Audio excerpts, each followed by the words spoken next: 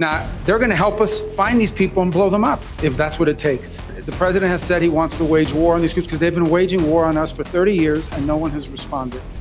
2 Venezuelan F-16s buzzed the USS Jason Dunham in international waters, escalating tensions after a US strike killed 11 aboard a Venezuelan vessel.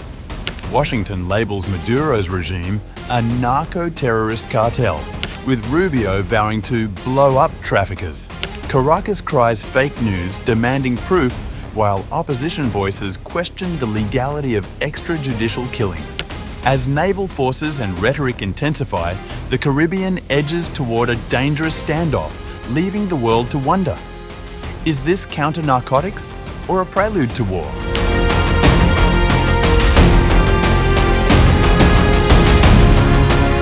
Two Venezuelan F-16 fighter jets screamed over the USS Jason Dunham in international waters on September 4th, marking a dangerous escalation in what has become an increasingly volatile standoff between Washington and Caracas in the Caribbean Sea. The incident occurred just 2 days after US forces killed 11 people aboard a Venezuelan vessel they claimed was carrying narcotics. According to Reuters, the Venezuelan aircraft flew directly over the guided missile destroyer in what the Pentagon immediately condemned as a highly provocative move.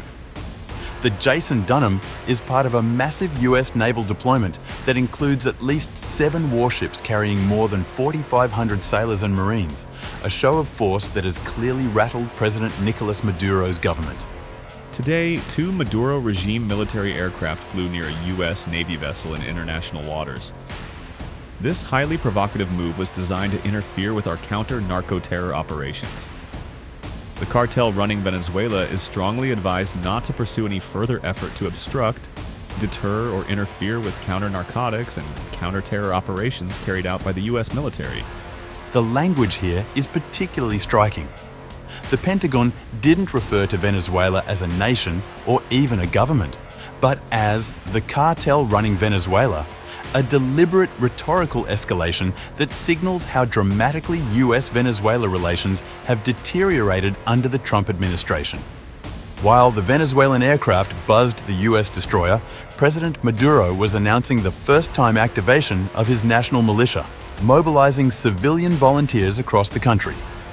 It was the first time in history that the communal units of the militia will be activated, spanning the national map from north to south, from east to west, down to the last community.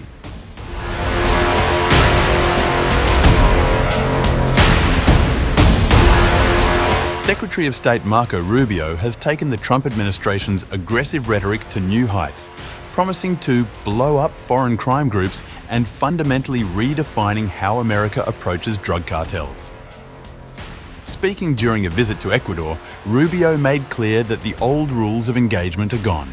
Asked whether smugglers coming from US allies, like Mexico and Ecuador, could face unilateral execution from US forces, Rubio said cooperative governments would help identify smugglers. We warned everybody it would happen, but nonetheless, some of these people decided they wanted to move forward with something that's illusory. Right now, we should be focused on how do we end this war in Gaza? How do you eliminate Hamas? How do you disarm Hamas? For cooperative governments, there's no need, because those governments are going to help us identify them. They're going to help us identify them. Now, they're going to help us find these people and blow them up, if that's what it takes. They're going to help us with it. Rubio defended the new strategy, saying the president has made it clear he intends to wage war on these groups. So we're going to continue to hunt for, like we always have, but this time, we're not just going to hunt for drug dealers with the little fast boats and say, let's try to arrest them.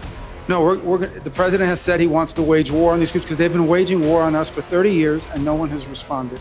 But there's no need to do that in many cases with the friendly governments, because the friendly governments are going to help us. They may do it themselves, and we'll help them do it. But Rubio reserved his harshest language for Venezuela, completely rejecting any possibility of cooperation with Maduro's government. For Venezuela, they can't cooperate with us because they're part of terrorism. They're not a government. That is clear. Nicolas Maduro is not a government or a political regime.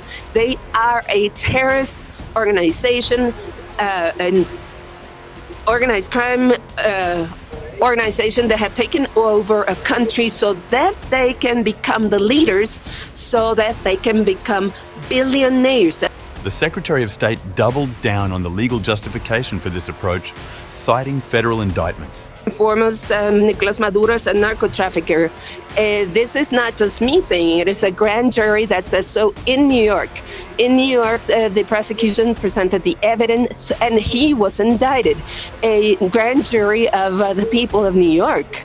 This tone represents a fundamental shift in US foreign policy, treating certain governments not as sovereign states, but as criminal enterprises that can be targeted militarily.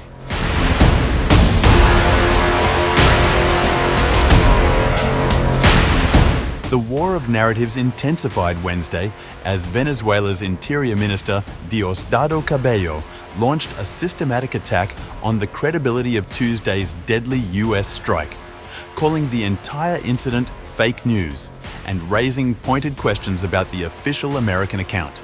Speaking on his television program, Cabello displayed images of the alleged drug vessel and conducted his own analysis.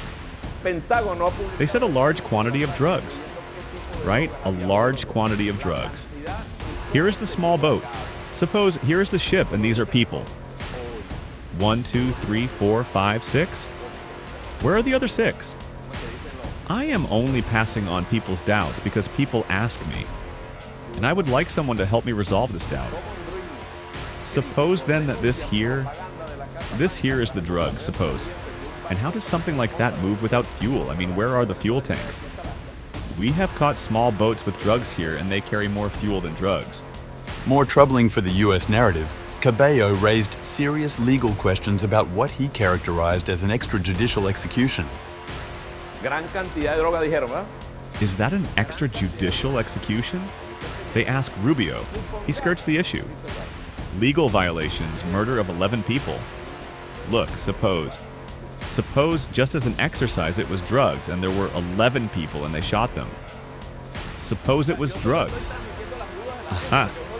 And they have the right to kill a person. Their own laws forbid it. And what about the right to defense of those who were there? Even more damaging to US credibility, prominent Venezuelan opposition figure Henrique Capriles joined the chorus of skeptics. In a Reuters interview, Capriles demanded transparency from both governments. The government here in Venezuela claims it was artificial intelligence, and the big question is, who is telling the truth? Maduro says it was AI. The US shows a boat explosion, but all we have are questions. Will the US government be willing to answer them? How do we know there were 11 people? Did they count them on the boat? How do we know they were Venezuelan? Did their ID cards float to the surface afterward? This has opened up serious questions about the legal basis for military action and whether the US is prepared to provide the transparency necessary to justify such deadly force in international waters.